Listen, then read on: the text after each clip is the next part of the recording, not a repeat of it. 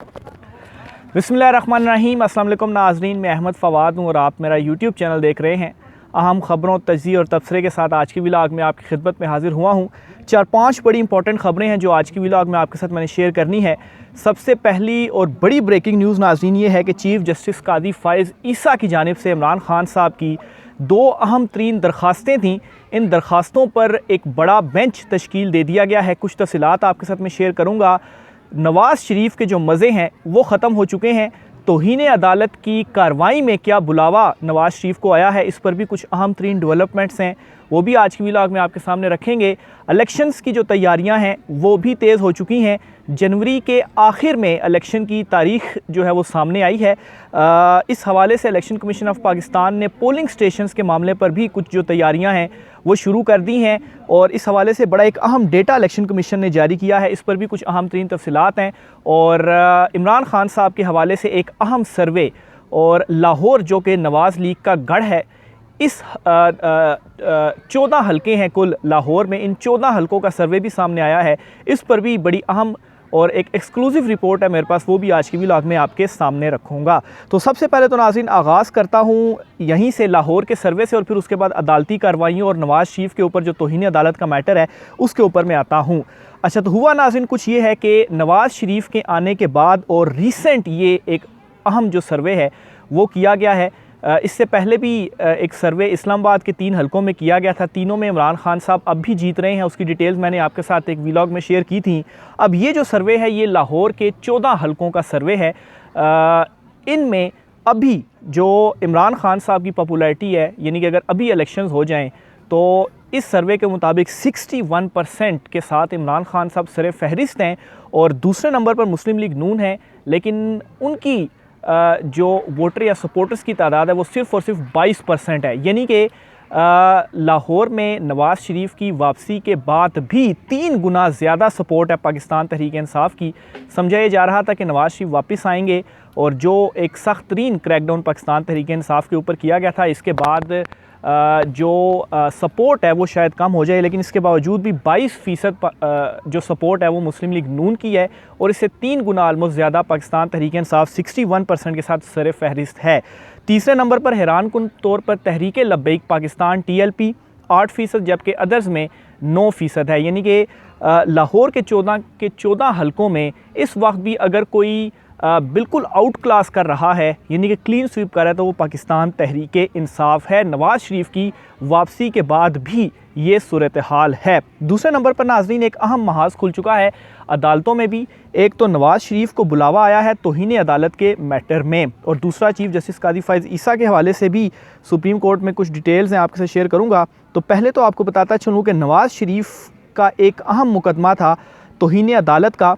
अदलिया मुखालिफ बुनियादी तौर पर तकारीर थी नवाज़ शरीफ की और ये केस इस्लामाबाद हाई कोर्ट ने समाअत के लिए मुकर्रर कर दिया है और 15 नवंबर को इस केस की जो समाअत है वो की जाएगी। 2018 में नवाज़ शरीफ ने कुछ बयानात दिए थे और उस पर उनके ख़िलाफ़ तौहीन अदालत की कार्रवाई की जो माफ़ कीजिएगा, तौहीन अदालत की कार्रवाई की जो इस्तदा थी वो की गई थी और ये केस अब इस्लामाबाद हाई कोर्ट में समाअत के लिए मुकर्रर हो चुका है। चीफ़ जस्टिस आमिर फ़ारूक साहब जो हैं वो इस केस की समाअत करेंगे। अच्छा, अब यहाँ पर थोड़ा सा मैं कंपेयर करूँगा इमरान खान साहब के ऊपर भी एक तौहीन अदालत का केस है जो खातून जज के हवाले से इमरान खान साहब ने अल्फाज कहे थे।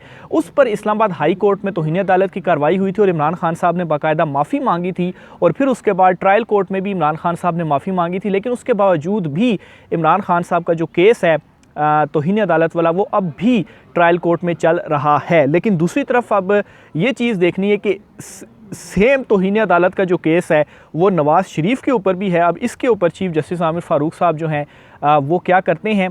केस तो फिक्स कर लिया गया है, लेकिन क्या जो कुछ इमरान खान साहब के साथ हुआ वही चीज़ यहाँ पर तौहीन अदालत में नवाज़ शरीफ के साथ भी की जाती है।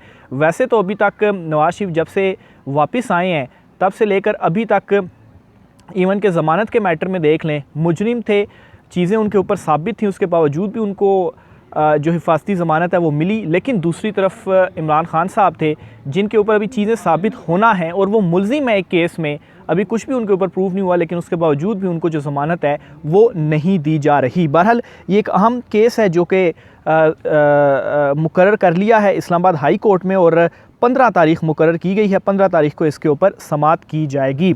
सुप्रीम कोर्ट ऑफ पाकिस्तान से भी दो अहम खबरें हैं, क्योंकि दो इंपॉर्टेंट केसेस हैं जो कि समाअत के लिए सुप्रीम कोर्ट ऑफ पाकिस्तान ने भी लगा लिए हैं।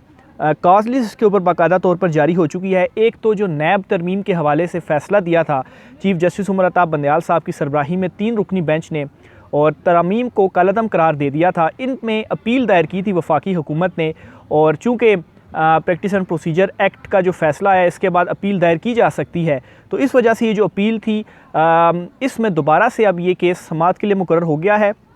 और चीफ़ जस्टिस काजी फ़ैज़ ईसा की सरबराही में 5 रुकनी लार्जर बेंच है जो कि इस केस की समाअत करेगा। और उस वक्त जब चीफ़ जस्टिस उमर अता बंदयाल साहब का टाइम था तो उनके ऊपर हम ख्याल बेंचेस बनाने का या हम ख्याल जजेस एक ही बेंच रखने का इल्ज़ाम लगाया जाता था कि वो हम ख्याल जजेस को ही एक बेंच के अंदर शामिल करते हैं। तो अब चीफ़ जस्टिस काजी फ़ैज़ ईसा जो हैं वो भी यही चीज़ कर रहे हैं।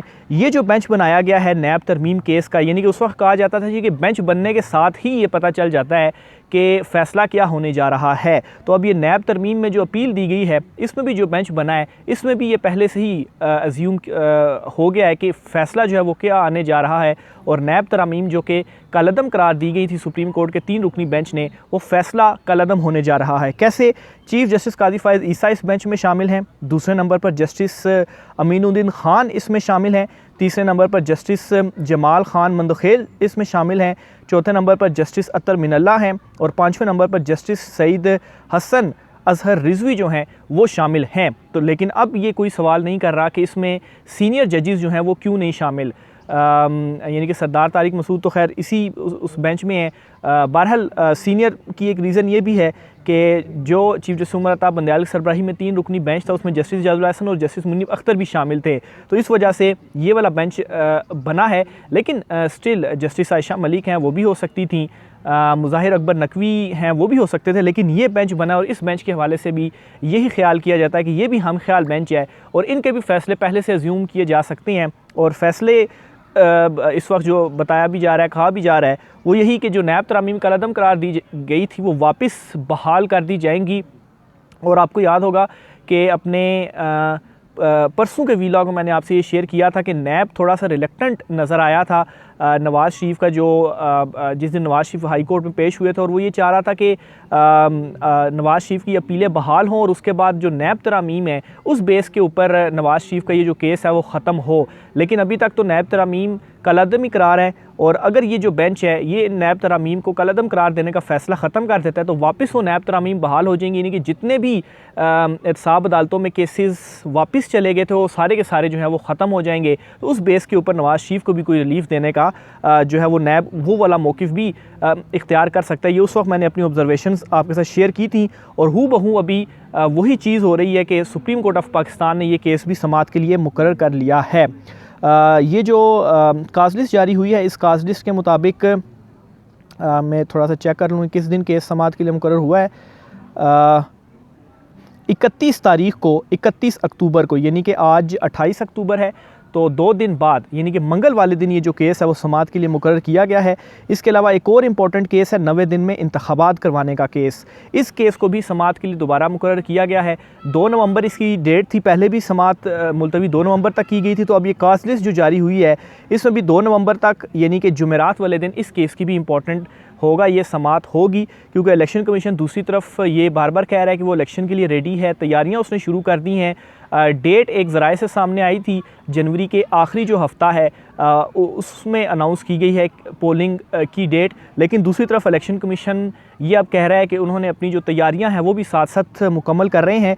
और आज भी एक ख़बर जो है वो सामने आई है, और इसके मुताबिक इलेक्शन कमीशन ऑफ पाकिस्तान जो है वो हसास और इंतहाई हसास पोलिंग स्टेशंस के हवाले से उसने इनको एक फहरिस्त जारी किया है कि ये हसास पोलिंग स्टेशन है और इनके ऊपर जो है वो सिक्योरिटी वगैरह की ज़रूरत पड़ेगी। तो बहरहाल इनमें कुछ जो तफसीलात हैं वो आपको बताऊं तो मुल्क भर में तकरीबन कोई 91,800 पोलिंग स्टेशन हैं, और इनमें जो है वो 32,000 जो है वो दस्तावेज़ात के मुताबिक हसास पोलिंग स्टेशंस की तादाद है।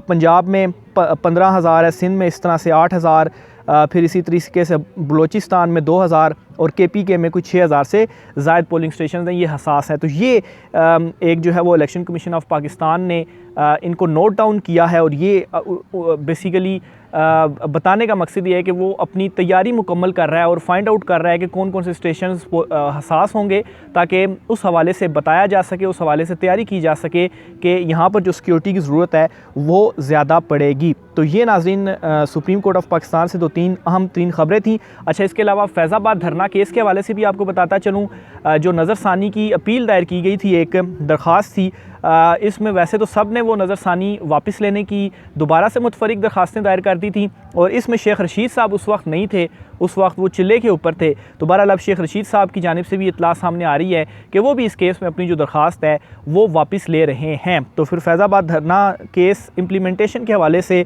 या उसके फ़ैसले के ख़िलाफ़ जो नज़रसानी की दरख्वास्तें दायर की गई थी, तो वो चूँकि सारी वापस ले रहे हैं, तो वो फिर इसी तरीके से निपटा दी जाएंगी जब आगे उस केस की समाअत होगी। तो बहरहाल ये कुछ आज की अहम तरीन तफसीलात थी। इसके अलावा इमरान खान साहब के हवाले से भी चीज़ें आपके साथ शेयर करता चलूँ।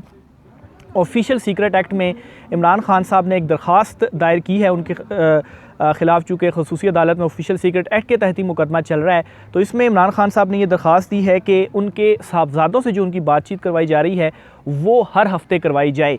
तकरीबन इमरान खान साहब को कोई 3 माह के करीब हो गया है, कोई 80-85 डेज़ उनको हो गए हैं। तो सिर्फ़ एक मरतबा उनकी अपने बेटों से बातचीत करवाई गई व्हाट्सएप के थ्रू, वो भी खसूसी अदालत के जज साहब की जानिब से बार बार कहा गया, हालांकि सुप्रिटेंडेंट जेल जो है वो कह रहे थे जी कि नहीं करवाई जा सकती, लेकिन स्टिल बार बार ऑर्डर आने के बाद जाकर इमरान खान साहब की एक मरतबा गुफ्तगू जो है वो करवाई गई और अब इमरान खान साहब ने हाई कोर्ट में ये दरख्वास्त दायर की है कि उनके बेटों से उनकी हर हफ्ते कॉल के ऊपर जो बात है वो करवाई जाए। तो ये जी शेर अहमद रांझा हैं एडवोकेट, उनकी तवासुल से इमरान खान साहब ने ये दरख्वास्त दायर की है और इसमें कहा है जी कि अदालत ने 21 अक्टूबर को इमरान खान की बेटों से बात कराने का हुक्म दिया। सुप्रीटेंडेंट अडयाला जेल ने व्हाट्सएप पर इमरान खान की बेटों से बात कराई। हर हफ्ते के रोज़ इमरान खान की व्हाट्सएप पर बेटों से बात कराने का हुक्म दिया जाए। हकीकी बेटों सलमान और कासिम से बात करने का हक है। फाजिल अदालत के जज अबू अल हसनात ज़ुल्करनैन की अदम दस्तयाबी के बायस दरख्वास्त पर ताहाल कोई कार्रवाई जो है वो नहीं हो सकी। अच्छा, ये हाई कोर्ट में नहीं बल्कि इधर ऑफिशियल सीक्रेट एक्ट के तहत कायम जो अदालत है उस अदालत में इमरान खान साहब ने ये जो दरख्वास्त है वो दायर की है और इसमें ये इस्तदा की है जी कि उनके साहबजादों से उनकी जो बातचीत है वो करवाई जाए। आखिर में नाज़रीन, सुप्रीम कोर्ट ऑफ पाकिस्तान का अगले हफ्ते का रोस्टर जारी हुआ है। इसमें भी वैसे तो जो इंपॉर्टेंट केसेस थी वो मैं बता चुका हूँ, लेकिन बेंचेस कौन कौन से होंगे इसकी भी कुछ तफसीलात हैं, वो भी आप सुन लें। आइंदा हफ्ते प्रिंसिपल सेक्ट पर जी 5 जो बेंचेस हैं मुकदमात के लिए वो बनाए गए हैं। बेंच नंबर 1 जो है वो चीफ जस्टिस काजी फ़ाइज़ ईसा, जस्टिस सत्तर मिनल्ला और जस्टिस मोमिनुद्दीन पर मुश्तमिल होगा। बेंच नंबर 1 हमेशा जब से चीफ जस्टिस काजी फ़ाइज़ ईसा साहब आए हैं तो यही 2 जजेस हैं बेंच नंबर 1 में होते हैं और ये समाअत करते हैं। बेंच नंबर 2 जो है जस्टिस सरदार तारिक मसूद और जस्टिस याया अफरीदी और जस्टिस आयशा मलिक, ये केसेस की समाअत करेगा। बेंच नंबर 3 जो है उसमें जस्टिस इजाजुल एहसन, जस्टिस मुज़ाहिर अली अकबर नकवी और जस्टिस मोहम्मद अली मज़हर पर मुश्तमिल है।